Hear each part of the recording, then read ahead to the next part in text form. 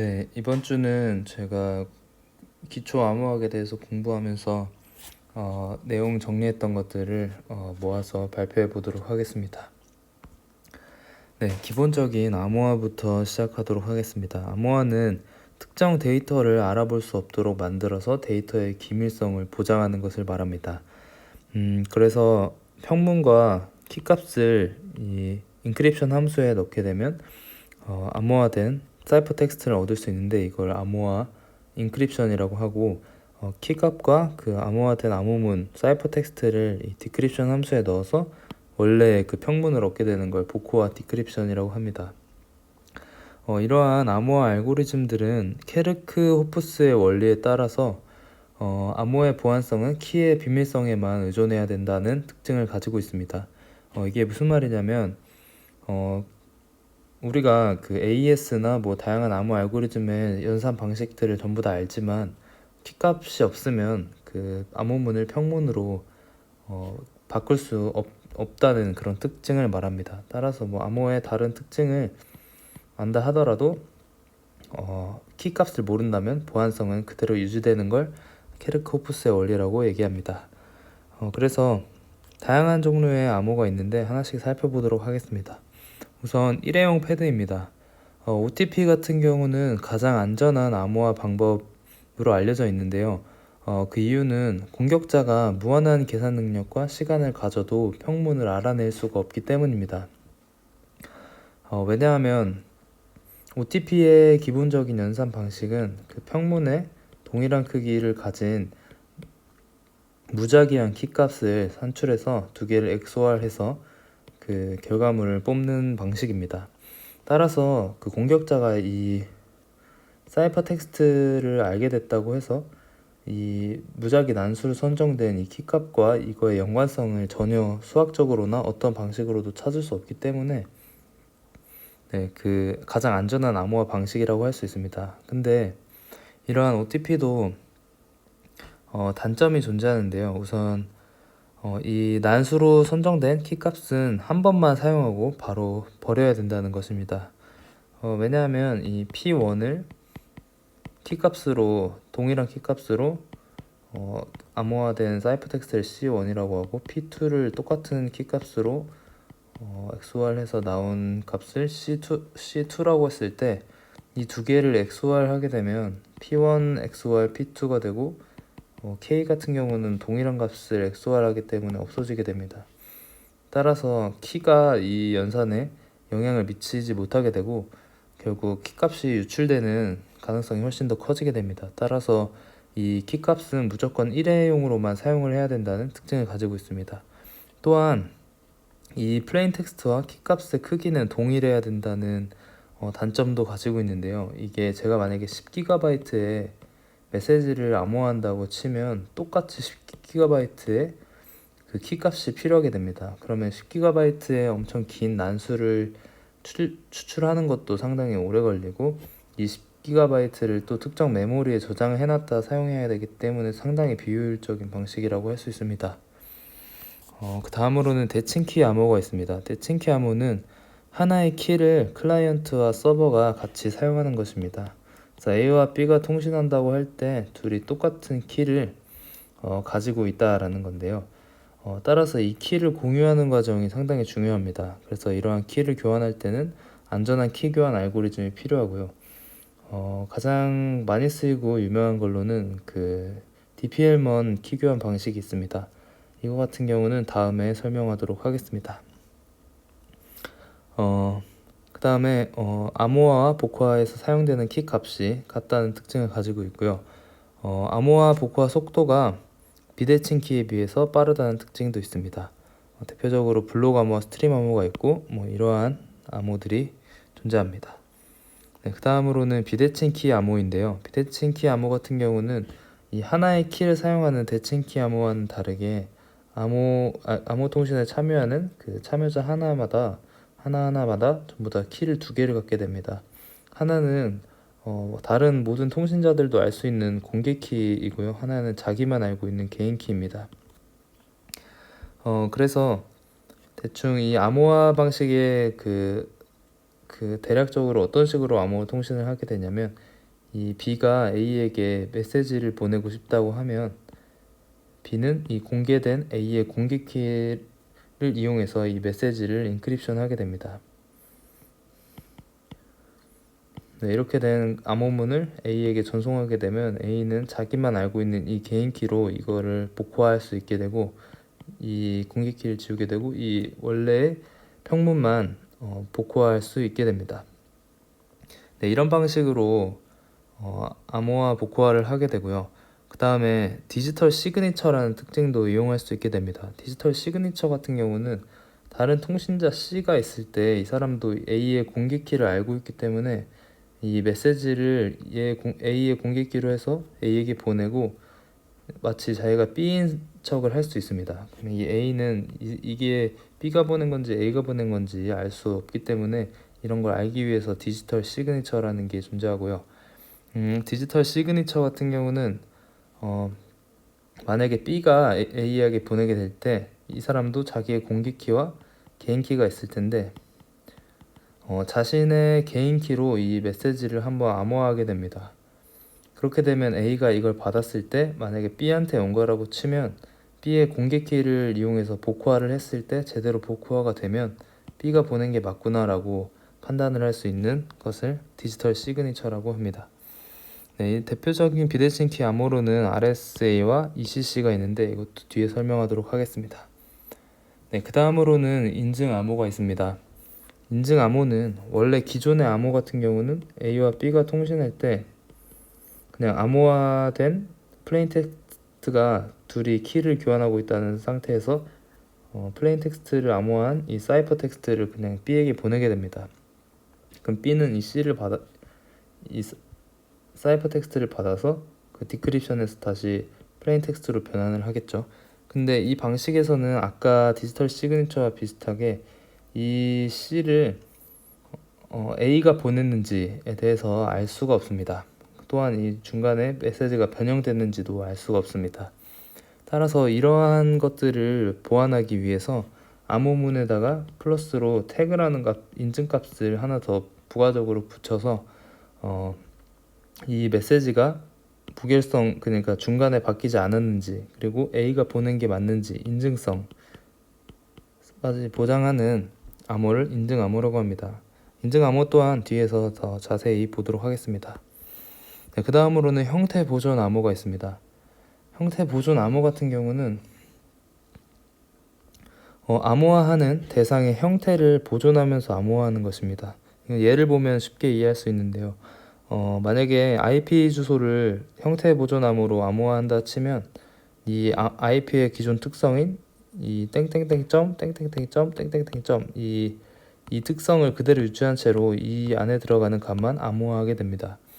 네, 이러한 특징을 가장 잘 찾을 수 있는 게 데이터베이스인데요. 데이터베이스는 특정 포맷에 따라서 데이터를 저장하는데 이런 상황에서 이 형태 보존 암호를 많이 사용합니다. 그리고 마지막으로 동형 암호가 있는데요. 기존의 암호를 사용하게 되면 서버에 제가 어떠한 평문을 암호화해서 저장을 한 상태라면 제가 이 암호화된 이 값을 새로운 값으로 좀 더 변화를 시키고 싶거나 뭔가 내용을 추가하고 싶다고 하면 여기 저장된 암호화를 다시 가져와서 복호화를 해서 다시 플레인 텍스트로 만든 다음에 거기다 제가 하고 싶은 연산, 뭐 A 플러스 B 연산을 하고 이걸 다시 인크립션을 해서 다시 새로운 값으로 업데이트를 해서 여기 저장을 해야 됩니다. 서버에. 근데 이 동형 암호를 사용하게 되면 기존에 이 C 값이 저장되어 있는데 여기에 바로 제가 하고 싶은 연산 A 플러스 B 이 연산을 바로 해도 이 이전 연산과 동일한 연산을 할 수 있게끔 되는 약간 마법과 같은 암호 알고리즘입니다. 현재는 암호화가 상당히 느리다는 단점이 존재하긴 하고 상당히 수학이 많이 들어간 학문으로 알고 있는데 암호화가 상당히 느리다는 단점을 가지고 있고 현재 가장 활발히 연구되는 암호 중 하나입니다. 그래서 만약에 이게 실용화가 된다면 그 클라우드 서버에 데이터를 저장하는 방식의 새로운 패러다임이 될 수도 있을 거라고 생각합니다. 네, 그 다음으로는 난수 발생기인데요. 난수 발생기 설명하기 전에 알아야 될 두 가지 무작위성과 엔트로피에 대해서 설명하도록 하겠습니다. 우선 무작위성은 어떤 값을 무작위로 뽑았다라고 할 때 완전한 무작위는 어떤 의미냐면 제가 1부터 100 중에 아무 수나 뽑았다고 했을 때 그 수를 뽑을 확률이 딱 모든 확률 100개 중에 1개, 100분의 1이라는 것입니다. 네, 그래서 무작위라 함은 값의 모든 경우의 수가 같은 균등분포를 이뤄냈을 때 무작위라고 하고요.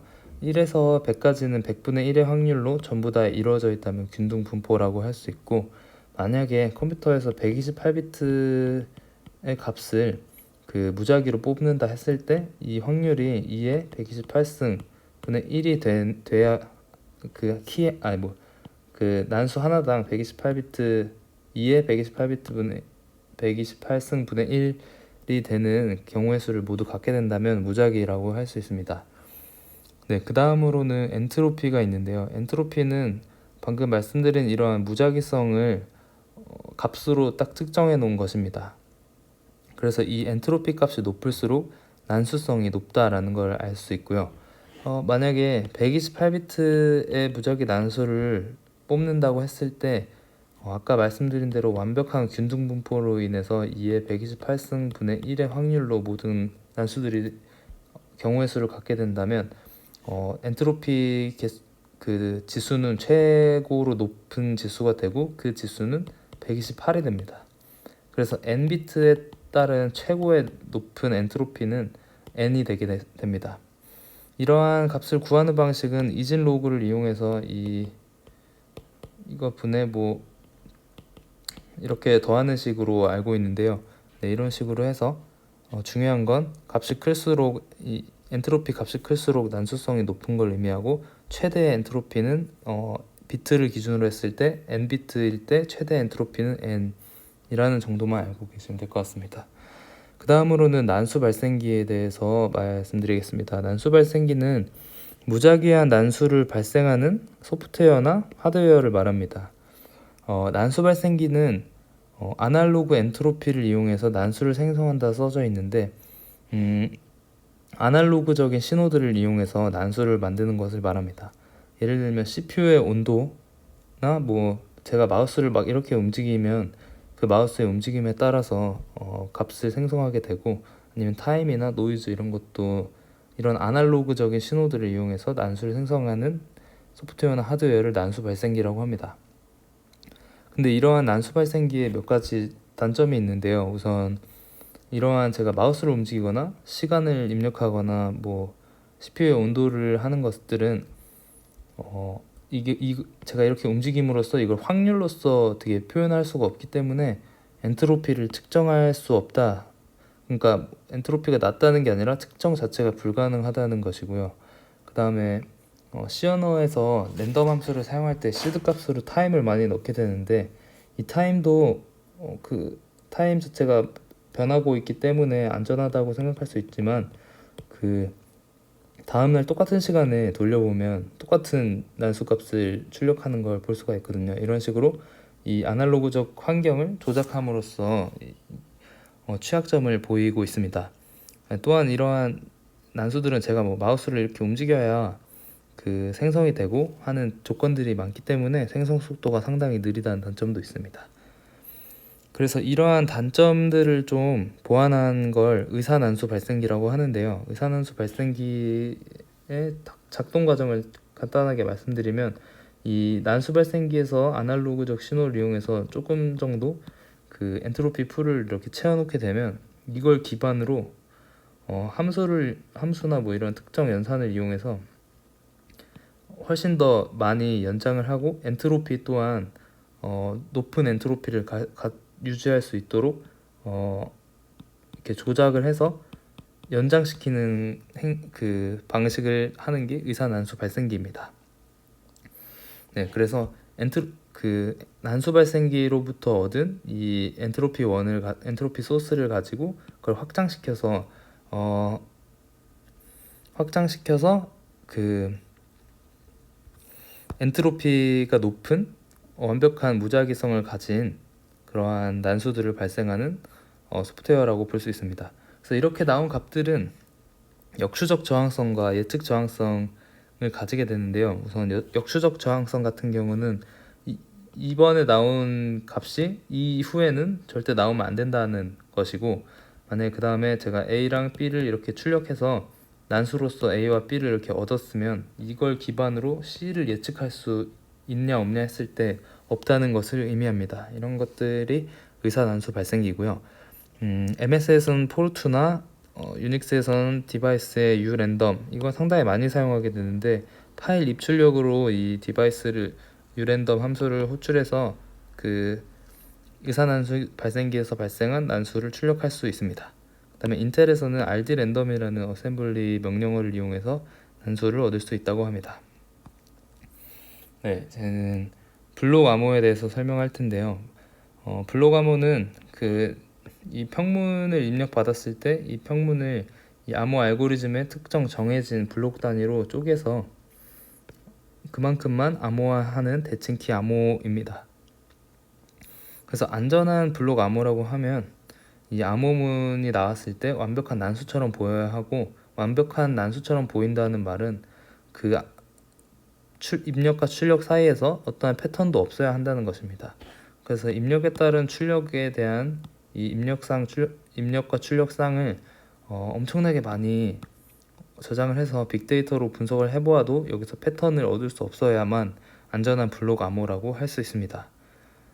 그리고 이 사이퍼 텍스트를 가지고 있을 때 다시 플레인 텍스트로 바꾸려면 꼭 키 값만을 이용해서 바꿀 수 있습니다.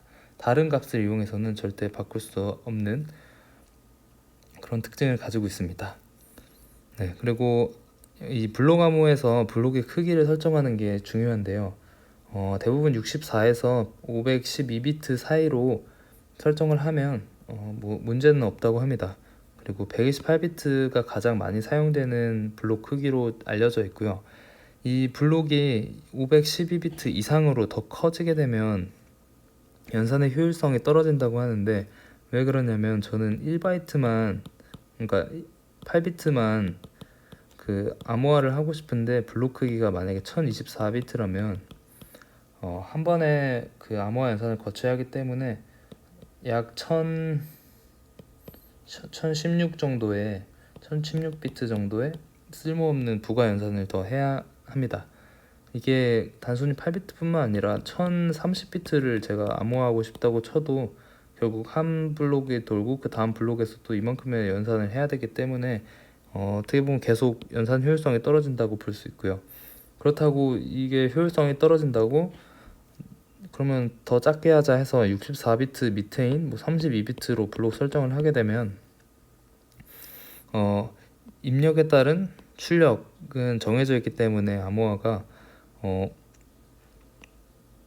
이 입력에 대한 출력 쌍들을 전부 사전 테이블로 저장시켜서 만약에 1이 들어왔을 때는 A다, 2가 들어왔을 땐 B다, 이런 식으로 사전 테이블 참조 연산을 통해서 2의 32승만큼의 크기만 가지고 있으면 약 16GB의 메모리에 사전 테이블만 만들어 놓을 수 있다면 공격이 가능하기 때문에 이러한 코드북 공격이 가능해지게 됩니다. 따라서 32비트는 위험하고 64비트부터는 약간 훨씬 아직 사용할 수 없는 정도의 메모리 크기를 요하기 때문에 64비트 이상을 쓰는 것을 추천합니다.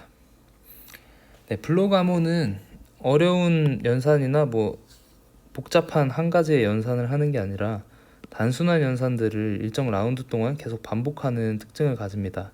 그래서 분석이나 구현이 간단하다는 특징을 가지고 있고요. 네, 근데 이러한 단순한 연산을 반복된 라운드, 여러 번의 라운드 동안 사용을 해야 되는데 이 라운드마다 사용되는 키값이 동일하면 안 됩니다. 그래서 라운드마다 항상 이 사용되는 키값들을 다 바꿔야 하고, 따라서 이제 암호화를 진행할 때 하나의 키값을 입력받으면 이 키값을 기준으로 각 라운드 키를 만드는 그런 과정을 키 스케줄링이라고 합니다. 그래서 이 키 스케줄링 과정을 통해서 각 라운드에 사용될 라운드 키들을 미리 구해놓고 그 다음에 암호 연산 과정에서 라운드마다 다른 키를 사용하게 됩니다. 만약에 같은 키를 사용하게 되면 슬라이드 어택이 가능하다라고 써져 있는데요. 이 메시지를 한번 암호화했을 때 나오는 C1과 이 값을 똑같이 봤을 때 이걸 연장해서 결국 새로운 이 암호문을 유추해낼 수 있다라는 공격으로 비교적 간단한 공격인데 라운드 키를 따로 사용하면 막을 수 있는 공격입니다. 네, 이러한 블록 암호에는 다양한 구조가 있는데요. 대표적으로 세 가지 구조가 있습니다. 우선 SPN 구조로 대입과 치환 연산을 통한 그 방식인데요. 우선 이거를 설명하기 전에 혼돈과 확산이 있습니다. 혼돈 같은 경우는 어떤 A라는 값을 알 수 없는 엄청나게 많은 어려운 연산을 해서 다른 값으로 복잡한 연산을 통해서 다른 값으로 바꿔주는 1대1 연산이고요. 확산 같은 경우는 이렇게 해서 바뀐 이 값들을 통해서 주위의 다른 비트들을 이렇게 같이 영향을 미쳐서 섞어버리는 연산을 확산이라고 합니다. 그래서 대입 같은 경우는 이 S박스 참조하는 이러한 연산을 통해서 이 혼돈을 야기하고 그 다음에 치환 연산을 통해서 로테이션 행렬 곱을 통해 그 디퓨전 그 확산을 일어나게 합니다. 이런 걸 SPN 구조라고 하고요. 대표적인 암호 알고리즘으로는 AES가 있습니다. AES 같은 경우는 서바이트 연산에서 S박스 참조 연산을 통해서 대입을 하게 되고 시프트 로우즈랑 믹스 컬럼에서 행렬 곱이랑 로테이션을 하기 때문에 치환을 하고 있는 대표적인 SPN 구조라고 할 수 있습니다. 그 다음에 파이스텔 구조 같은 경우는 대표적으로 DES 암호가 사용을 하게 되고요. 이해가 쉽게 그림을 가져왔는데 64비트 블록 기준으로 반으로 나눠서 32랑 32로 나누게 됩니다. 그 다음에 오른쪽 32비트에 이 대입 치환 펑션을 수행하고 나온 결과물을 기존 왼쪽에 32비트 XOR한 이후에 다시 오른쪽으로 가져가서 또 F 연산을 거치고 또 XOR하고 이런 식으로 반씩 F1 함수를 해서 XOR하는 이러한 연산을 파이스텔 구조라고 합니다. 그래서 이 F 치환 함수가 암호학적으로 강하다고 치면 이걸 사용하는 전체 암호도 강하다고 할 수 있습니다. 대표적으로 DES가 있다고 말씀드렸고요. 그 다음에는 ARX가 있습니다. ARX 같은 경우는 add와 로테이션 XOR 연산만을 사용해서 암호화하는 연산으로 최근에 경량 암호들이 많이 나오고 있는데 대부분의 경량 암호들이 ARX 구조를 선택하고 있습니다. 대표적으로 스펙이나 참, 리아 같은 암호들이 ARX 구조를 사용하고 있습니다. 네, 이러한 블록 암호를 구현할 때는 두 가지 방식이 있는데요. 우선 소프트웨어 암호 구현 방식이 있습니다. 소프트웨어로 암호를 구현하게 되면 유동적으로 암호를 구현할 수 있다는 장점을 가지게 됩니다. 유동적으로 암호를 구현한다는 게 새로운 보안 이슈가 나오거나 아니면 구현이 훨씬 더 빠르게 되는 구현 이슈가 등장했을 때 바로 소스 코드를 수정해서 더 빠르게 하거나 더 안전하게 바로바로 유지 보수가 가능하다는 엄청난 장점이 있습니다. 근데 하드웨어랑 비교했을 때 속도가 좀 느리고 부채널 공격의 취약성을 가지는 구현 기법들이 많이 있습니다. 부채널 공격은 암호 자체의 그 취약점을 노린 게 아니라 그 암호가 돌아가면서 나오는 부가적인 정보들을 이용해서 이 암호를 공격하는 방식을 다 부채널 공격이라고 하는데요. 대표적으로 뭐 캐시와 메모리 사이에 그 액세스 속도 차이를 이용한 캐시 어택이나 아니면 if문에서 참일 때는 어떤 함수가 돌고 참이 아닐 때는 돌지 않는 이런 수행 시간 차이를 이용해서 하는 타이밍 어택이 대표적으로 있습니다. 이런 어택에 취약할 수도 있습니다. 구현을 잘못하게 되면. 그래서 구현을 제대로 해서 이런 취약점을 막는다고 한다면 그 속도가 조금은 더 느려지는 그런 단점을 가지게 됩니다. 그러니까 하드웨어 암호 구현 같은 경우는 이러한 속도가 느리고 부채널 공격에 취약하다는 단점들을 극복한 구현이고요. 그 대신에 한 번 제작하면 변경이 불가능하다는 좀 위험성을 가지고 있습니다. 그래서 아까 말씀드린 소프트웨어 장점으로 새로운 구현 취약점이나 새로운 더 빠르게 할 수 있는 기법이 나온다 하더라도 바로 변경이 불가능하기 때문에 위험 부담이 좀 큽니다. 그래서 뭐 AES 같은 긴 시간 동안 보안성이 유지되고 있고 많은 시스템적으로 이루어지고 있는 이런 암호들 같은 경우는 하드웨어로 구현하는 게 더 좋을 수도 있긴 하지만 네, 두 개를 이렇게 잘 이용해야 된다고 생각합니다. 그래서 하드웨어 암호 구현 같은 경우는 AES가 대표적인데요. ASNI라고 해서 어셈블리 명령어를 이용해서 AES 암호화가 가능하게 됩니다. 네, ASNI의 명령어는 다음과 같고 AS 인크립션 함수에 레지스터랑 키값만 이렇게 넣어주게 되면 라운드 하나가 바로 끝나게 되고 이걸 9개 쓰고 마지막에 AS 인크립션 라스트를 맨 마지막에 넣어서 동일하게 하면 엄청나게 짧은 명령어와 단시간에 AS를 완성시킬 수 있습니다. 네, 이러한 장점이 있습니다.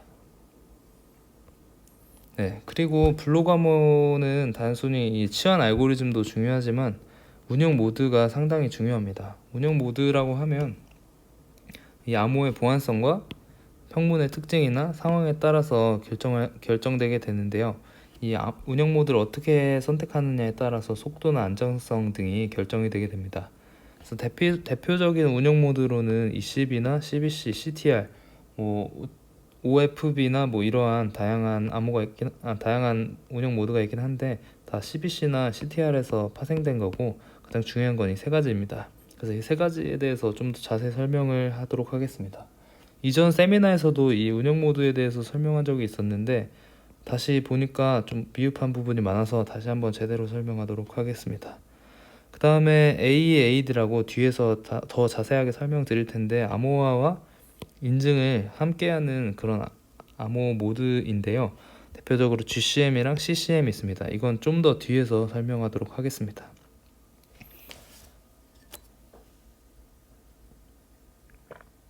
그래서 ECB 모드부터 설명하도록 하겠습니다. ECB 모드는 가장 기본적인 암호 알고리즘인데 그냥 플레인 텍스트를 AES 뭐 어떤 특정 암호로 돌리고 나온 사이퍼 텍스트를 그냥 암호문으로 사용하는 겁니다. 네, 그래서 동일한 평문을 입력하면 동일한 암호문이 출력된다는 특징을 가지게 됩니다. 이게 상당히 위험한데 동일한 암호문을 썼을 때 동일한 평문을 썼을 때 동일한 암호문을 사용한다는 거는 제가 나중에 똑같은 평문을 사용하게 됐을 똑같은 암호문이 나오게 된다는 거고 보안성이 상당히 안 좋다는 걸 알 수 있습니다. 그리고 보안성이 정말 떨어진다고 볼 수 있는 게 우선 이 펭귄 모양을 인크립션 했을 때 다른 CBC 모드 같은 경우는 아예 안수처럼 이렇게 나온 걸 볼 수 있는데 이 CB 모드로 한 거 같은 경우는 어느 정도 펭귄의 형태가 남아있는 걸 볼 수 있습니다. 이 이유는 그 평문의 특징이 암호문에서 드러나는 건데 왜 그렇게 나오냐면 그 무작위 난수인 넌스나 이니셜 벡터 같은 값을 ECB에선 사용하지 않기 때문입니다. 이 논스나 ECB는 뒤에 CBC나 CTR에서 더 설명을 하겠지만 간단하게 말씀드리면 이 세션이 이루어지는 동안 무작위 난수를 출력해서 그걸 플레인 텍스트와 한번 XOR 해주는 과정이 CBC나 CTR에서는 있는데 이 ECB 모드에서는 없습니다. 따라서 이 무작위 난수와 XOR 연산을 하게 되면 패턴이 완전히 사라지게 되는 장점이 있는데 ECB 같은 경우는 그런 게 없기 때문에 패턴이 완벽하게 지워지지 않았고 그리고 이 플레인 텍스트와 사이퍼 텍스트가 1대1로 계속 반복되기 때문에 상당히 보안성이 떨어진다고 볼 수 있습니다. 그래서 이거는 그냥 조금 안 좋은 게 아니라 아예 보안성이 안 좋은 모드로서 사용하면 안 된다라고 권장을 하고 있습니다. 그래서 최근에 그 요즘 많이 사용하고 있는 화상 채팅 그 어플 중에 줌이라고 있는데 이 줌이 보안성이 위험하다라고 요즘 이슈가 많이 됐었는데 그 첫 번째 이유가 이 AES ECB 모드를 사용하기 때문에 보안성 이슈가 있었습니다. 그러니까 그냥 사용하지 않는 게 좋을 것 같습니다. 네, 그 다음으로는 CBC 모드인데요. CBC 모드는 보안성이 가장 뛰어나고 하지만 가장 느린 암호화 모드입니다. 그래서 패킷을 암호화하거나 이렇게 쓰진 않고 메시지 인증 코드에서 더 많이 사용되게 되는데요. 이 CBC를 이용한 그 아까 말씀드린 AAD 암호 중에 CCM 모드가 있습니다. 이거는 뒤에서 좀 더 자세하게 설명하도록 하겠습니다. 그래서 이거는 앞에 말씀드린 ECB와는 다르게 이니셜 벡터라는 값을 사용을 해서 평문과 XOR을 하게 되는데, 이게 무슨 말이냐면 이 플레인 텍스트가 들어왔을 때 바로 이 암호문을 돌리는 게 아니라 이니셜 벡터라는 무작위 난수로 설정된 값과 한번 XOR을 하게 됩니다.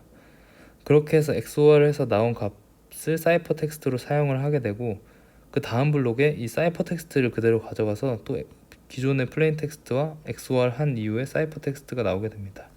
이 과정을 계속 반복해서 이게 사이퍼 블록 체이닝이라는 CBC 모드이고요. 이 특징을 이용하면 이전 블록의 사이퍼 텍스트가 다음 블록에 영향을 끼치기 때문에 보안성은 높을 수 있지만, 이 첫 번째 연산이 끝나기 전에는 다음 연산을 할 수가 없습니다. 왜냐하면 이 사이퍼 텍스트가 일로 와서 XOR 연산을 해야 하기 때문에 무조건 첫 번째 연산이 끝나야만 두 번째 연산을 할 수 있고, 두 번째 연산이 끝나야만 세 번째 연산을 할 수가 있습니다. 그래서 병렬 처리가 안 되기 때문에 되게 느리고 상당히 느립니다. 그래서 병렬 처리는 불가능하고 이렇게 이어져 있습니다. 이런 모드가 CBC 모드이고요. 그 다음 마지막으로 CTR 모드가 있습니다. CTR 모드는 현재 가장 많이 사용되는 암호화 모드이고요. 96비트의 무작위 값인 논스랑 32비트의 카운터 값으로 이루어져 있습니다. 논스 값 같은 경우는 그 하나의 세션이 이루어져 있을 때 한 번 무작위로 96비트의 논스를 한번 받아 놓게 되고, 나머지 32비트는 카운터 값으로 사용하게 되는데, 이 카운터 값 같은 경우는 블록 하나하나마다 값이 1씩만 느는 걸 볼 수 있습니다. 그리고 논스는 이렇게 반복되는 걸 알 수 있죠. 근데 이 하나의 세션이 끝나고 다시 새로운 세션이 들어오면, 이게 아닌데 아무튼 이건 그냥 복구하는데, 아무튼 새로운 세션이 들어오면 이 논스 값이 바뀌게 됩니다. 이 카운터 값은 똑같이 첫 번째 블록은 0부터 시작해서 0, 1, 2 이런 식으로 하나씩 늘어나게 되는 시스템입니다. 그래서 이 논스는 하나의 세션에서만 사용할 수 있는 일회용 값이고, 카운터는 1씩 증가하는 값입니다. 그래서 이거 같은 경우는 앞에와 두 번째 어떠한 연관성도 없기 때문에 일단 병렬 처리가 가능하고요. 그 다음에 이니셜 벡터 값이 정해지면 사전 연산 후 스트림 암호처럼 사용이 가능하다라고 하는데, 스트림 암호가 뭐냐면, 스트림 암호는 뒤에서 설명드리겠지만 이 암호 과정을 자세히 보면 처음에 논스와 카운터 밸류를 그 특정 암호 연산에 암호를 해서 나온 결과문과 이 플레인 텍스트를 XOR하는 연산을 하는 걸 볼 수가 있습니다. 따라서 이 플레인 텍스트가 들어오기 전에 이 논스 값은 어차피 일회용 값으로 무작위 난수기 때문에 미리 받아 놓는다면, 이 논스 값과 카운터로 이루어진 이 이니셜 벡터를 암호화 연산한 이 결과문을 미리 연산을 할 수 있게 됩니다. 이거는 다른 뒤에 사용될 이 블록들도 다 똑같기 때문에 카운터 값만 변하기 때문에, 그래서 사전에 미리 이 값들을 플레인 텍스트가 들어오기 전에 이만큼의 연산을 전부 다 해놓을 수가 있습니다. 그래서 이 연산을 미리 해놓은 상태에서 플레인 텍스트가 딱 들어오면 그냥 바로 XOR 연산만 해서 바로 사이퍼 텍스트를 만들어낼 수 있는 걸 스트림 암호처럼 사용할 수 있다라고 말하는 겁니다. 이 스트림 암호는 바로 뒷장에서 설명을 드릴 텐데, 아무튼 이런 식으로 어떤 연산을 통해서 키 스트림이란 걸 만들고, 이 키 스트림과 플레인 텍스트를 XOR하는 과정을 암호화 과정이라고 합니다. 그래서 이 CTR 모드도 논스 값을 미리 받아 놓으면 스트림 암호처럼 키 스트림을 생성이 가능하기 때문에 모양은 블록 암호인데 스트림 암호에서도 가장 많이 쓰인다고 보시면 됩니다. 그래서 암호 모드 중에 가장 빠른 암호화 시간이 걸리는 걸 알 수 있습니다. 그 다음엔 패딩인데요. 패딩은 어떤 거냐면, 만약에 제가 16바이트, 그러니까 128비트의 블록 사이즈를 가진 그 암호 연산을 한다고 쳤을 때, 제가 딱 16바이트만 암호화하면 좋겠지만 뭐 2바이트만 암호화하고 싶을 때도 있을 텐데, 그럼 이 나머지 14바이트를 그냥 내비두는 게 아니라 뭐 특정 값으로 채워줘야 됩니다. 뭐 다 0으로 채우든지 해야 되는데, 뭐 CBC 같은 경우는 이 패딩 옵션을 다음과 같이 주고 있습니다. 그래서 만약에 제가 2바이트만 남겼다고 하면 나머지 14바이트를 채워야 되는데, 이 14바이트를 이 14 값으로 다 채우는 겁니다. 14가 그 10진수로 0x0d니까 0x0d로 나머지 14개를 다 채우는 겁니다. 뭐 1바이트인 경우에는 0f로 15개를 다 채우고, 6인 경우에는 10으로 다 10개를 다 패딩을 하는 이런 방식을 CBC에서 이렇게 이런 방식을 사용해서 패딩을 하고 있습니다. 근데 이러한 패딩이 좀 단점이 있는데요. 패딩 오라클 어택이라는 이 취약점을 가지게 됩니다. 그래서 이 뒤에 이 남아있는 패딩의 개수를 이 값으로 채워놓는다고 했는데, 이 특징을 이용해서 오류 메시지를 계속 받음으로써 이 뒤에 값이 몇 개를 패딩했는지 알아낼 수 있는 그런 공격을 패딩 오라클 어택이라고 합니다. 그래서 이 패딩 기법 특징을 이용해서 지속적으로 그 서버에 쿼리를 계속 보내서 이 뒤에 패딩 값을 예측하고, 이것으로써 이 암호문의 보안성을 좀 더 떨어뜨려서 공격 가능성을 조금이라도 더 높이는 그런 방식을 패딩 오라클 어택이라고 하는데요. 이러한 패딩 오라클 어택을 막기 위해서 이 사이퍼 텍스트 스틸링이라는 기법도 사용이 되긴 하는데, 패딩에 비해서는 잘 안 쓰인다고 합니다. 그래서 이거 같은 경우는 간단히 설명을 드리면, 만약에 이 세 개를 그 연달아서 CBC 모드로 한다고 쳤을 때, 원래 같으면 이게 일로 들어가고 이게 일로 바로 들어가서 끝나야 되는데 여긴 패딩을 하고, 근데 이거 같은 경우는 패딩을 하지 않고 두 번째에서 나온 이 사이퍼 텍스트를 바로 여기다 XOR 해서 이 결과를 인크립션한 걸 두 번째에다 넣고, 이 앞에 패딩을 제외한 나머지 크기를 마지막 그 사이퍼 텍스트로 넣어서 암호문을 뭐 스틸링한다 이런 뜻인데, 그 구현이 상당히 어렵고 방식이 많다고 해서 자세하게 다루지는 않도록 하겠습니다.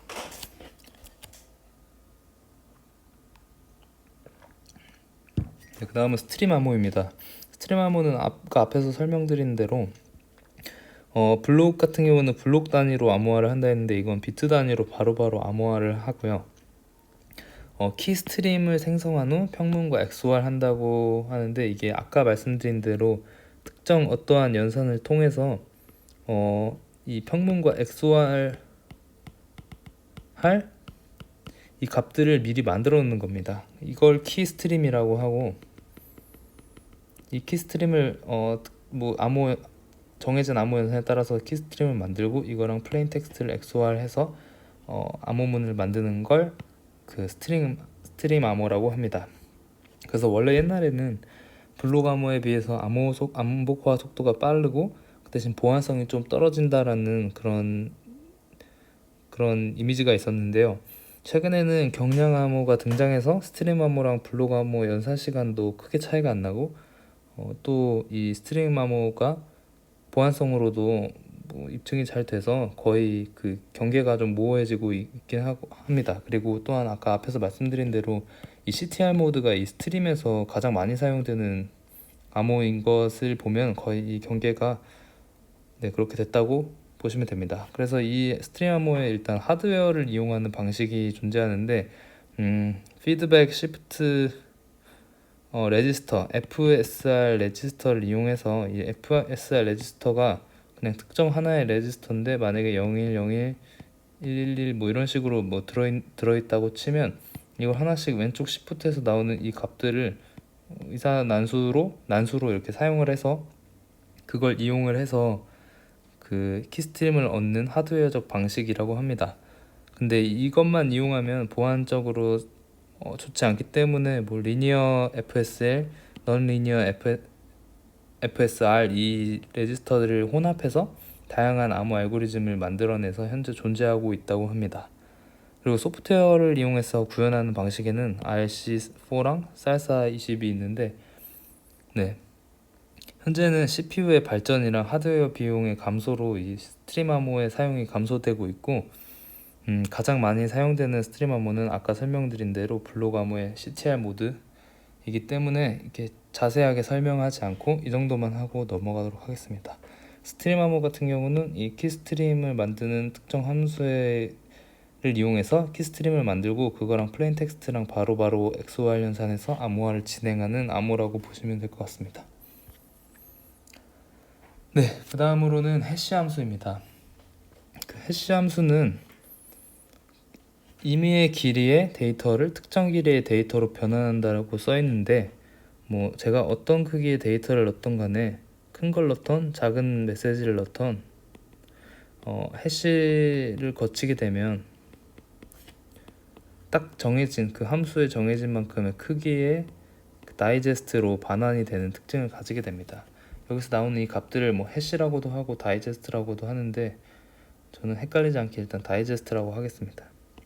그래서 뭐 제가 큰 값을 넣든 작은 값을 넣든 뭐 하나를 넣든 몇 개를 넣든 정해진 딱 그만큼의 다이제스트 크기만의 값이 나오게 되는 특징을 가진 함수를 해시 함수라고 합니다.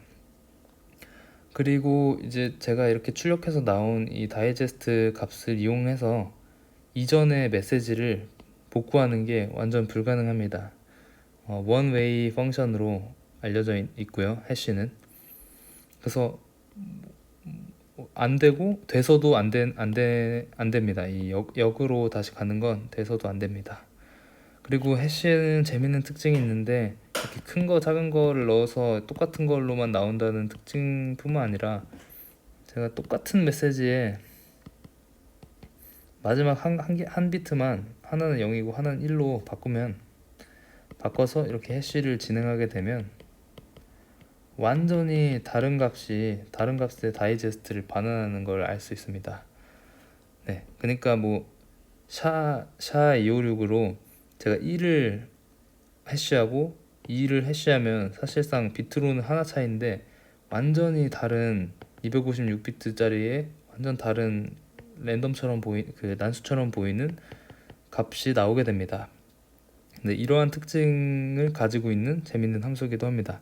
그래서 이러한 특징을 이용해서 디지털 서명으로도 쓰고 무결성 검증할 때도 쓰고 패스워드 보호에서도 쓰고 비트코인 작업 증명할 때도 쓰게 되는데, 서명 같은 경우는 뭐 아까 말씀드린 것 비슷하고 무결성 검증 같은 경우는 이것처럼 제가 메시지를 똑같은데 중간에 요만큼 한 비트만 바꿔도 완전히 다른 다이제스트 해시 값이 나오기 때문에 이 값이 중간에 변형됐다는 걸 빠르게 알 수 있기 때문에 해시를 이용해서 무결성 검증을 상당히 많이 합니다.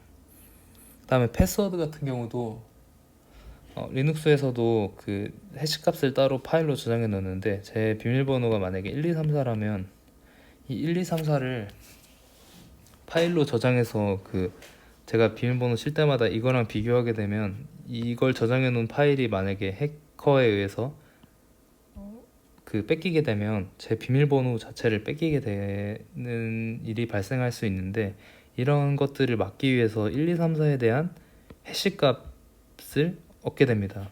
그럼 이 해시 값 같은 경우는 다른 값도 이 똑같은 해시 값을 가질 수 있고, 이거가 노출된다 하더라도 이게 1234인지 절대 역추적으로 할 수 없기 때문에 해시 값을 저장한 값으로 이 비밀번호를 보호하고 있습니다. 그 다음에 비트코인에서도 이 블록을 하나하나 다시 더 추가할 때는 그 비트코인의 작업 증명이라고 하는데 이 작업 증명을 할 때도 이 해시를 이용한 연산을 하는 걸 알 수 있습니다. 네, 그래서 상당히 많은 암호 보안에서 상당히 많이 사용되는 함수인 걸 알 수 있고요.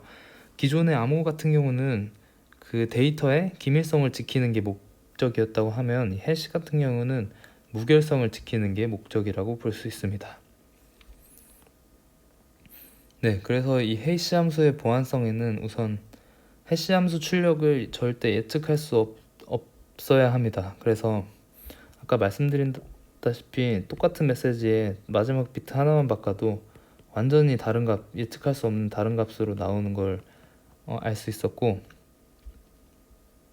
그 다음에 제가 무슨 값을 넣던 나오는 값이 완전히 난수처럼 딱히 패턴이나 특징이 있어서는 안 된다는 특징이 있습니다.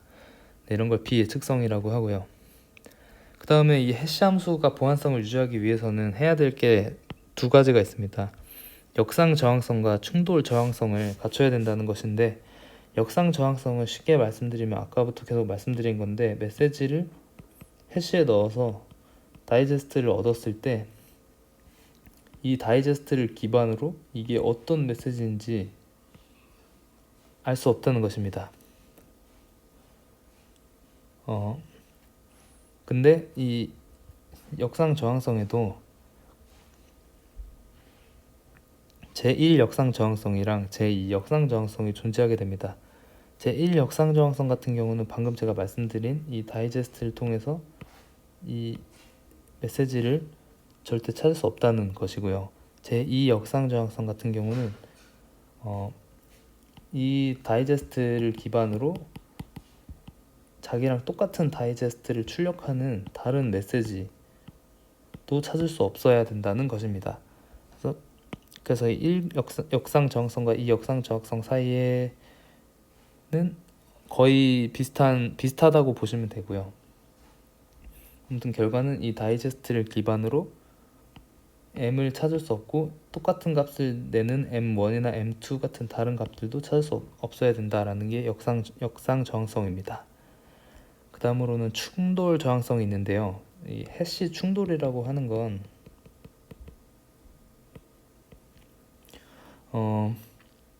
같은 메시지가 다른 메시지가 같은 해시 값을 출력하는 겁니다. 뭐 예를 들어서 m1이랑 m2를 해시를 하게 됐는데, 이 다이제스트가 똑같은 경우가 분명히 확률상으로는 존재를 하게 됩니다.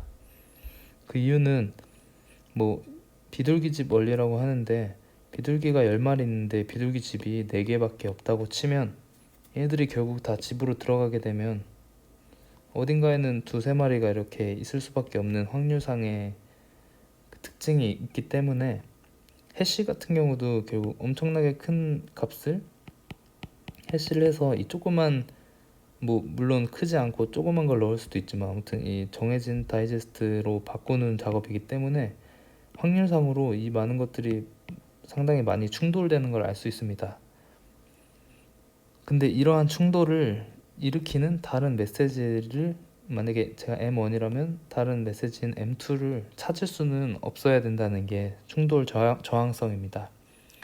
따라서 해시 함수의 보안성을 유지하기 위해서는 이 역상 저항성과 충돌 저항성을 갖춰야 된다는 특징을 가지고 있습니다.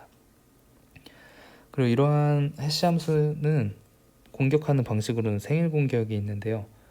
이 생일 공격 같은 경우는 확률상 한 반에 몇 명 이상이 있을 때 그 같은 생일을 가진 학생이 있을 확률이 50% 이상이다라는 이런 확률을 이용한 공격인데요. 해시 전체에 대한 그 보안성 전체를 떨어뜨리는 건 아니지만, 해시의 만약에 해시가 2의 128승의 보안성을 가지고 있다고 치면 뭐 2의 100승 정도, 뭐 이런 식으로 이 보안성을 낮추는 정도의 공격을 할 수 있는, 확률을 낮추는 공격입니다. 그 다음에 로우 메서드 같은 경우는 해시 값을 내고, 그 다음에 이걸 똑같이 또 이 값을 해시하고 또 해시하고 이런 식으로 계속 해시하게 되다 보면 언젠간 이 값이 순환한다는 특징을 가지게 됩니다. 그래서 이 순환의 주기를 찾아내서 공격을 한다는 방식인데, 이게 2의 128승 이상의 보안성을 가지게 되면 이 순환 주기 자체가 엄청나게 길어서 찾기 힘들다고 합니다. 그 다음으로는 해시 함수의 설계 구조에 대해서 알아보도록 하겠습니다. 우선 해시 함수 설계에는 두 가지 구조가 있는데요. 가장 많이 사용되고 옛날부터 가장 많이 사용됐던 그 방식이 이 머클 담고르 구조입니다. 머클 담고르 구조는 특정 입력에 대해서 압축 함수라는 함수를 이용해서 이 값들을 점점 조그맣게 압축시키는 겁니다. 그래서 이 압축 함수의 보안성이 유지된다고 하면 이 해시 함수의 보안성도 유지가 된다고 볼 수 있습니다. 네, 그래서 그림을 보시면 메시지와 이 iv 값을 이용해서 압축하고 그 압축한 값과 또 메시지2를 압축하고 이런 식으로 계속 가서 해시 값을 출력해내는 방식을 이 머클 담고르 구조라고 할 수 있습니다. 네, 그래서 뭐 SHA-1이나 2나 MD5 같은 기존에 많이 사용했던 모든 방식이 다 이 머클 담고르 방식이고요. 여기서의 패딩하는 방식은 아까 CPC 모드와는 다르게 만약에 01010101을 그 01001만 메시지고 만약에 이게 뭐 256을 인풋으로 갚는 해시라고 쳤을 때 메시지가 지금 8개이기 때문에 나머지 248개는 패딩을 해서 넣어야 되는데 이때는 이 메시지 뒤에 한 개만 1을 넣고 나머지 다 0으로 채워놓은 다음에 맨 마지막에 이 메시지의 길이를 여기다 넣게 되는 겁니다. 그래서 01001 같은 경우에는 8이었기 때문에 맨 마지막에 8을 넣은 걸 알 수 있습니다. 만약에 0101 4개였다면 이게 1이 되고 여기가 0이 됐겠죠. 네, 이런 방식으로 패딩을 하게 됩니다. 그 다음에 이 압축 함수는 뭐 보안성만 유지된다면 어떤 걸 사용해도 되는데 여기에 블록 암호를 사용하게 되는 방식을 이 데이비스 마이어 구조라고 합니다. 그래서 많은 암호들이 이 데이비스 마이어 구조와 머클 담고르 구조를 사용한 많은 그 해시 함수들이 존재합니다. 네, 근데 최근에 나오는 해시 함수 방식으로는 스펀지 구조가 있습니다. 스펀지 구조 같은 경우는 입력과 출력이 같은 그 함수를 사용한다고 나와 있는데 이게 치환 함수를 사용하는 것입니다. 그래서 원래 구조 같은 경우는 그 머클 담고르 구조 같은 경우는 그 압축 함수를 사용했었는데 여기서는 1대1 치환 함수를 사용하게 되고요. 그래서 기존의 이 머클 담고르 방식 대신에 치환 함수를 사용하게 되고 XOR 연산이나 시프트 연산을 사용하게 됩니다. 네, 그래서 이 방식을 간단하게 보면 압축 함수가 아니라 이 이니셜 벡터와 메시지를 XOR 한 다음에 이걸 특정 치환 연산으로 하고 또 메시지2와 XOR하고 치환 연산 이렇게 치환 연산을 계속하는 부분을 앱솔빙 단계라고 합니다. 그래서 앱솔빙 단계가 끝나게 되면 마지막으로 스퀴징 단계를 통해서 이제 추출하게 되고 이 값을 해시로 사용하게 됩니다. 대표적인 이 스펀지 구조 이 치환 함수를 사용했다가 마지막에 압착하는 이걸 사용하는 대표적인 해시 함수가 케착 알고리즘이 있는데요. 그 샤1이나 샤2 같은 경우, 특히 샤1 같은 경우는 그 보안성이 깨졌다는 게 증명이 됐고 샤2도 아직 깨지진 않았지만 깨질 위험이 있다고 생각을 해서 리스트에서 아직 깨지진 않았습니다. 아무튼 리스트에서 샤3에 대한 그 공모전을 또 했었었는데요. 거기서 1등을 해서 샤3로 선정된 게 바로 이 스펀지 구조를 이용하는 케착 알고리즘입니다. 네, 그래서 여기서 h1 제로에 들어가는 이니셜 벡터 들어가는 값은 이니셜 벡터고 패딩할 때는 아까 앞에서와는 다르게 처음엔 1 그리고 나머지 다 0으로 채운다는 특징을 가지고 있습니다. 네, 그래서 기존의 머클 담고르에 비해서 속도가 상당히 빨라진 것으로 알고 있습니다. 네, 그 다음으로는 메시지 인증 코드입니다. 메시지 인증 코드는 키를 가진 해시 함수라고 보셔도 되는데요. 이 메시지 인증 코드에 키 값과 메시지 값을 넣게 되면 이 태그 값이 나오게 됩니다. 그래서 이 태그 값을 이용해서 메시지의 무결성이랑 인증성을 보호할 수 있게 되는 건데요. 앞에서 말씀드렸다시피 인증 암호에서도 사용하는 게 이 맥인데 A, B가 메시지 교환 시 동일한 키를 이용한 인증값으로 메시지 무결성과 인증성을 보호한다고 하는데 A와 B가 통신한다고 했을 때 둘은 일단 하나의 키값을 공유하게 됩니다. 그 다음에 이 A는 메시지와 이 키 값을 이용해서 맥 값인 이 태그 값을 포함해서 B에게 보내게 되고, 이 B는 이 태그 값을 자기가 직접 확인을 해서 맞다고 하면 이게 A가 보낸 게 맞고, 중간에 메시지가 훼손되지 않았구나 라는 사실을 알 수 있는 것을 이 맥이라고 합니다. 그래서 이 맥은 TLS나 IPsec 같은 보안 통신에서도 사용을 하고 있고요. 이 맥에서 사용되는 키가 유출할 때는 공격자가 이 위조 공격이 가능하게 됩니다. 그러니까 C라는 사람이 이 T를 만들 수 있게 된다면 자기가 A라고 하면서 B에게 위조한 그 위조 공격이 가능하게 되는 것입니다. 그래서 그리고 이 PRF는 의사난수 함수인데요. 그러니까 난수를 그냥 만들어주는 함수라고 보시면 되는데, 메시지랑 키를 이용해서 난수를 출력해주는 함수를 말합니다. 그래서 암호 시스템에서 이 키 데리베이션 키 유도를 할 때 상당히 많이 사용되는 함수인데, 원래는 이 맥보다 이 PRF가 보안성이 더 강하다고 했었습니다. 왜냐하면 PRF 같은 경우는 완벽한 난수처럼 보여야 되고, 맥은 그냥 인증성만 가지고 있으면 되기 때문에 동일한 그 인증할 수 있는 값만 출력하면 됐기 때문에, 근데 최근에는 이 맥 또한 PRF만큼 그 그 무작위 난수를 출력해 줘야 되는 보안성을 많이 갖고 있기 때문에 거의 비슷하다고 볼 수 있습니다. 네, 아무튼 맥을 다시 정리하자면 그 메시지와 키 값을 이용해서 태그라는 인증값 t 값을 생성하게 되고, 이 t 값을 이용해서 수신자에게 자신의 메시지의 무결성과 자신을 인증하는 인증성을 갖게 된다고 보시면 됩니다. 그리고 이 t 값이 만약에 키가 유출돼서 t 값을 조작이 가능하게 된다면 공격자가 위조해서 본인처럼 위조해서 공격할 수 있는 위조 공격이 가능하다라는 것입니다. 그래서 이 메시지 인증 코드에는 가장 많이 사용되는 게 이 hmac입니다. hmac은 해시 맥으로서 해시 함수를 이용을 해서 이 맥을 만든 것인데요. 해시 함수가 보안성이 아까 말씀드린 뭐 역상 저항성, 충돌 저항성, 뭐 비예측성 이런 게 다 있다고 치면 이 맥 또한 보안성을 그대로 갖고 있다고 볼 수 있습니다. 그래서 대부분의 보안 통신에서 이 hmac을 상당히 많이 찾아볼 수 있는데요. 제가 공부했었던 SGX에서도 이 hmac을 제가 본 적이 있습니다. 그때는 hmac이 뭔지 몰랐었는데, 네, 아무튼 이런 것처럼 다양한 곳에서 이 hmac이 다 사용되고 있습니다.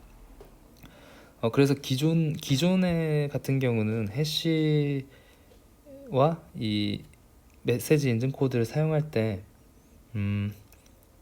기존 메시지에 키를 그냥 더해가지고 이걸 해시를 해버려서 이 값을 맥으로 사용했었습니다. 뭐 키를 앞에 쓰고 뒤에다 메시지를 쓰기도 했고, 메시지와 키를 사이에 넣는 이런 방식을 다 썼었는데, 이런 방식보다 훨씬 더 안전하고 빠르기 때문에 이 해시 맥이 요즘 상당히 많이 사용되고 있는 거고요. 이러한 방식은 보안상으로도 약간 문제가 있었었는데, 네, 그런 걸 다 보완한 게 이 해시 맥입니다.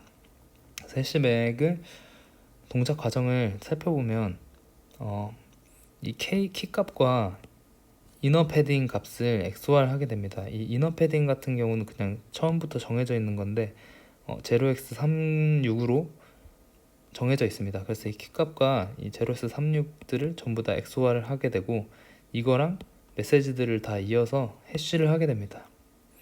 그리고 여기서 나온 이 값과 또 이 키 값과 아우터 패딩이라는 값을 또 XOR 한 값을 해시를 해야 됩니다. 아우터 패딩 같은 경우는 0x5c로 이것도 정해져 있는 겁니다. 그래서 5c로 이루어진 이 아우터 패딩과 k를 XOR 해서 아까 만들어 놓은 이 해시 값과 이어서 해시를 하게 된 결과를 출력하는 시스템입니다.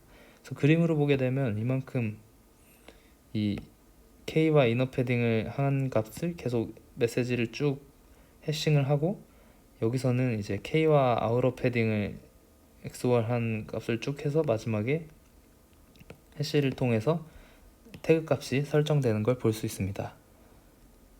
네, 그래서 현재 가장 많이 사용되는 메시지 인증 코드 중 하나입니다. 그 다음으로는 CMAC이 있는데요. 아까 암호 운영 모드 설명할 때 CBC 모드에서 이 암호 패킷 암호화 이런 것보다는 이 맥에서 많이 사용된다고 말씀드렸는데 그게 여기서 사용되는 겁니다.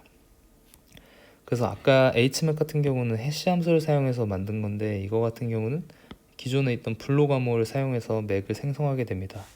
그래서 아까 말씀드린 대로 CBC 모드를 사용하게 되는데요. CBC 모드 같은 경우는 플레인 텍스트를 기존에 한번 이니셜 벡터와 XOR 하고 나온 사이퍼 텍스트를 또 여기로 이어지고 이게 나오고 또 이게 또 이어지고 이런 방식이었었는데 CBC 모드에서는 이런 것들을 사용하지 않고 맨 마지막에 나오는 사이퍼 텍스트를 태그 값으로 사용했었습니다. 근데 원래는 이렇게 사용했었는데 이게 그 두 개의 메시지 인증값 쌍으로, 그러니까 특정 두 개의 쌍이 있으면 나머지 세 번째 다른 메시지 또한 생성이 가능한 취약점을 가지게 됐습니다. 그래서 이 취약점을 막기 위해서 변형된 CBC 맥을 사용하게 됐는데요. 방식은 거의 CBC와 동일한데 기존의 키를 이용해서 키 1과 키 2를 구하게 됩니다.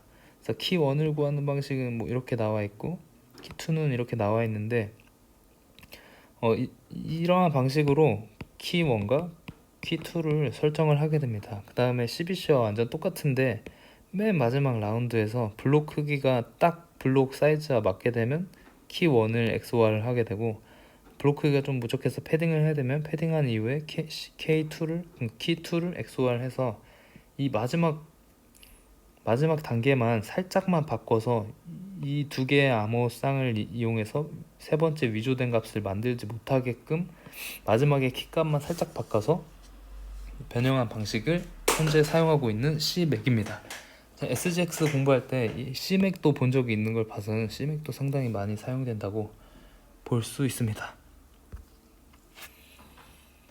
네, 이번에는 인증 암호화에 대해서 말씀드리겠습니다. 인증 암호화도 아까 앞에서 뒤에서 설명한다고 했는데 그 부분이 여기 있는 거고요.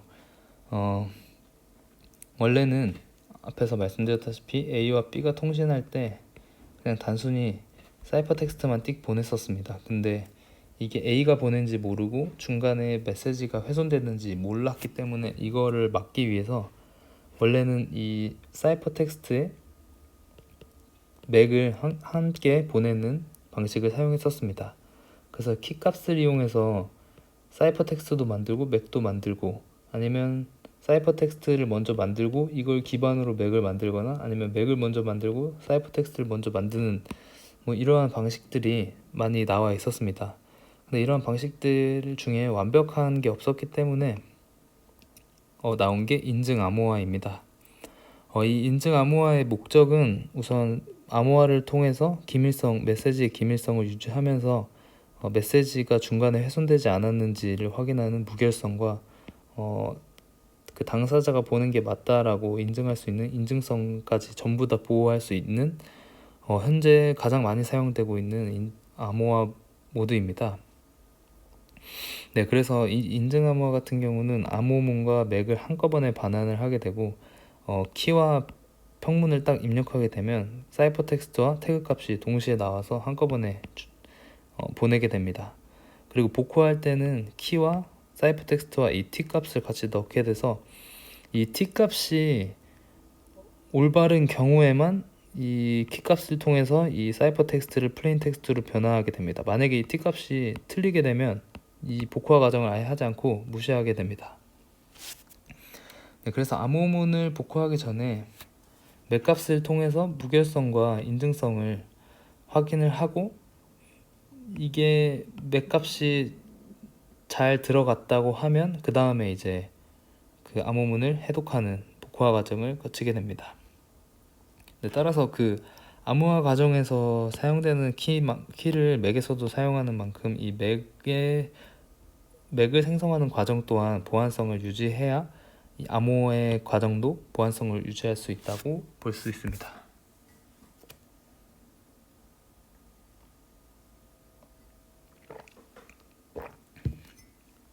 네, 그리고 이 인증 암호에서 현재 가장 핫한 게 이 AEAD입니다. 이 AEAD는 제가 최근에 연구했던 AES-GCM도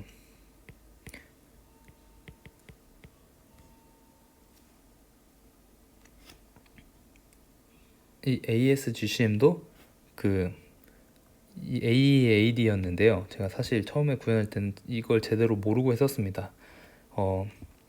여기서는 가장 중요한 게 이 Associated Data인데요. 저는 이거에 대해서 그냥 이해를 안 하고 했었었는데 상당히 좋은 기술이었습니다. 그러니까 이게 네트워크 패킷에서 많이 사용이 되는데, 네트워크 패킷 같은 경우는 제가 보내고 싶은 메시지가 이렇게 있고 그 앞에 이 인캡슐레이션 과정을 통해서 특정 그 레이어마다 헤더들이 이렇게 다 들어가 있게 됩니다.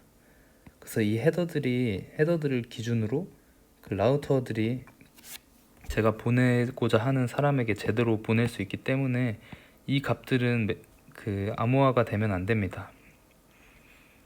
근데 암호화가 되면 안 되기 때문에 암호화를 하면 안 되지만 아까 앞에서 말씀드렸다시피 인증성, 그러니까 제가 보냈다는 걸 입증하기 위해서 이 인증성을 체크할 때는 이 Associated Data를 넣게 되고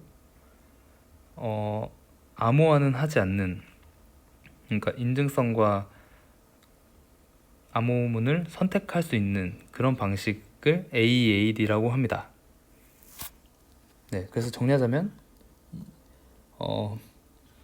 Associated Data라고 불리는 이 부분은 암호화는 하지 않고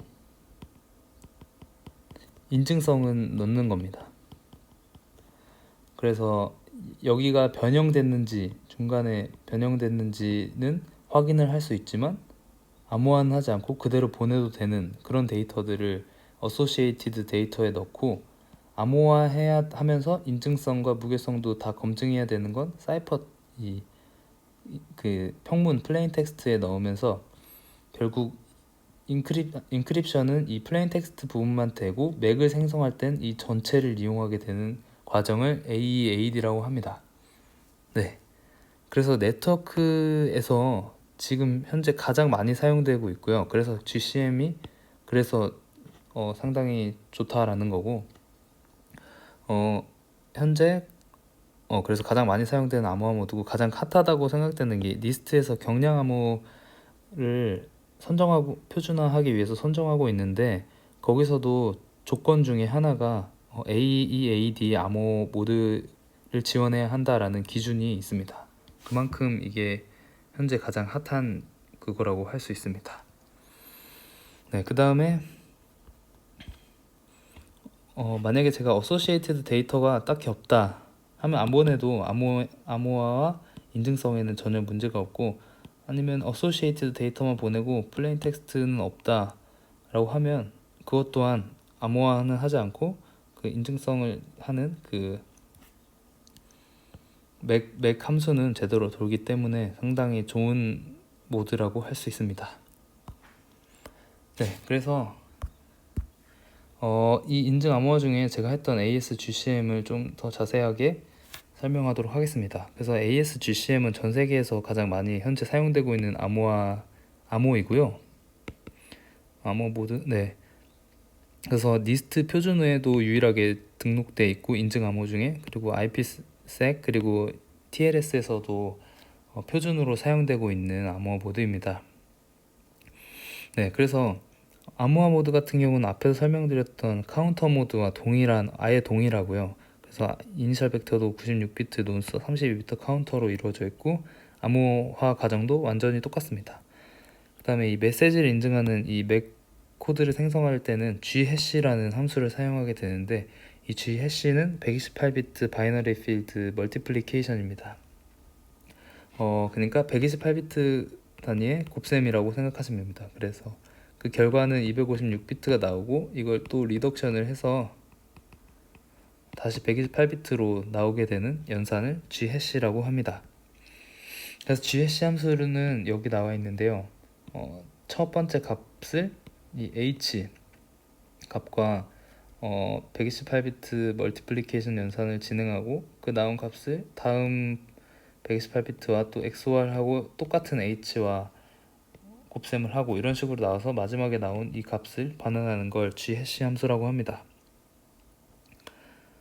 네, 그리고 카운터 모드를 그대로 사용한다고 했기 때문에 병렬화와 키스트리머가 가능하다는 카운터 모드의 특성을 그대로 가지고 왔고요. 그 다음에 이 논스 값 중복에 취약합니다. 그래서 논스 값이 다음 세션에도 똑같이 이루어지게 되면 그 아까 뭐 OTP와 같이 보안성이 상당히 떨어지게 되고 결국 이 맥 값이 변조가 가능하다고 합니다. 근데 GCM 모드가 상당히 특별하고 잘 만들어진 이유는 논스 값 중복이나 뭐 이 해시 값 H, 이 H 같은 경우는 이 AS의 인풋 값을 전부 다 0으로 넣은 키는 그대로 사용하고 전부 0으로 넣었을 때 나온 값을 이 H 값으로 사용하게 되는데요.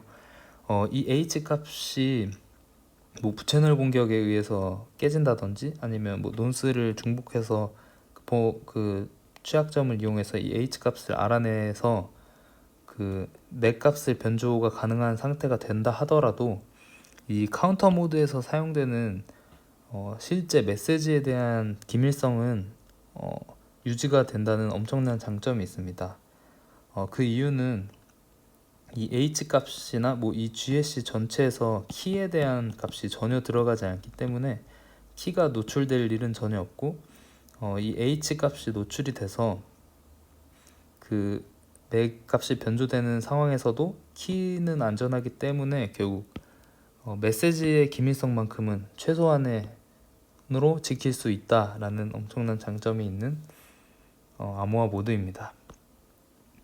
그래서 암호화 모드에 대해서 전체적인 프로세스를 한번 설명을 드리면 우선 그 GSC에서 사용되는 128비트 해시 값은 0을 인크립션한 결과입니다. 그래서 H에는 이 0을 인크립션한 결과가 저장이 되게 되고 그 다음에 기존의 플레인 텍스트는 그냥 CTR 모드를 통해서 이 사이퍼 텍스트로 그냥 똑같이 CTR 모드로 암호화가 됩니다. 그리고 이 A가 제가 아까 앞에서 말씀드린 Associated Data인데요. 패킷으로 치자면 뭐 헤더 값이 여기 들어가겠죠. 그래서 이 값이 암호화되지 않은 상태로 그냥 그대로 들어가게 됩니다. 그 다음에 이 A에 대한 길이 그리고 이 사이퍼 텍스트에 대한 길이 이 값들을 이 G해시의 인풋으로 넣어서 이 함수로 들어가게 됩니다.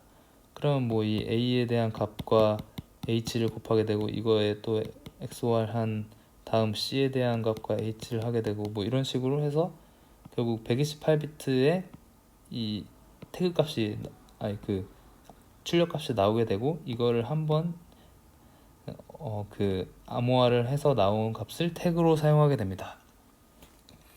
그래서 이 태그 값을 받으면은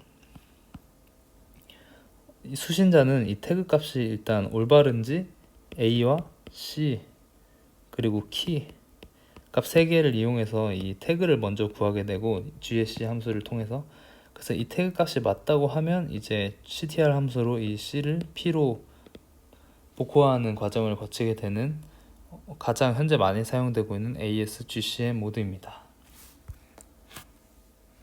네, 그래서 원래는 이 뒤에 뭐 기본적인 암호학 수학에서 사용되는 이 수학적인 파이나이트 필드나 그룹 같은 것과 그걸 이용해서 이제 RSA와 DP-L먼 타원 곡선을 설명하려고 했었는데 너무 길어질 것 같기도 하고 이거에 대해서 자세하게 설명을 해야 될 것 같아서 빠른 시일 내에 이거 공부해서 또 올리도록 하겠습니다. 네, 그래서 사실 네, 아무튼 오늘은 여기까지 하고 또 2편으로 돌아오도록 하겠습니다. 감사합니다.